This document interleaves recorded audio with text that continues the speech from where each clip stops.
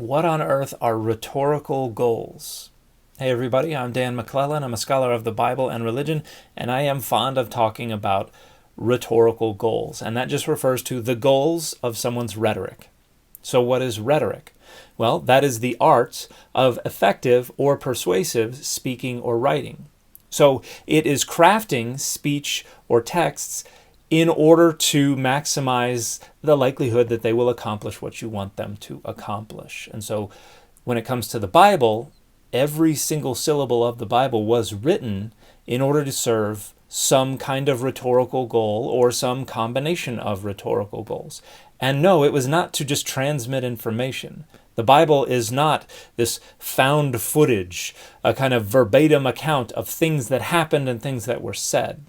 Everything in the Bible was crafted literarily in order to achieve the rhetorical goals of the authors.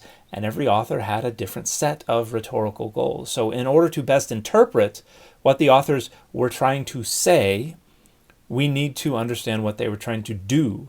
And that's kind of a feedback loop. You don't establish one and then establish the other. You work towards a better understanding by using each to inform your interpretation of the other. So when I talk about the rhetorical goals of the authors, I'm talking about what scholars think they were most likely trying to achieve. And that might have to do with structuring power or values or boundaries. It might have to do with asserting or altering authoritative knowledge. It might have to do with challenging somebody else's assertion of authoritative knowledge or identities or something like that. There are all kinds of different things that authors could be trying to do with their texts. And if we ignore those, then we're not going to have a good chance of reconstructing what made those texts meaningful and useful to them. Instead, we're overwhelmingly going to subordinate the text to our own rhetorical goals, what we want the text to do for us, what will make them meaningful and useful to us, at which point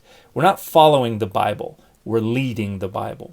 We're showing the Bible where it is going to go, what it is going to do, and what it is and is not allowed to say. So if we don't take seriously the rhetorical goals of the authors, we're not going to take seriously the Bible. We're just going to try to leverage the Bible to serve our own rhetorical goals. And that brings up a final point. You should understand why you're reading the Bible, why you're engaging it, what your own rhetorical goals are. And the better you understand those, the better you can determine which methods and which hermeneutic lenses and things like that to bring to the Bible to best serve those rhetorical goals. And if your rhetorical goals are to use the Bible to structure power and values and boundaries over and against the interests of minoritized or marginalized or oppressed groups, don't do that. And the fit for this video is for all those who are not into the whole brevity thing.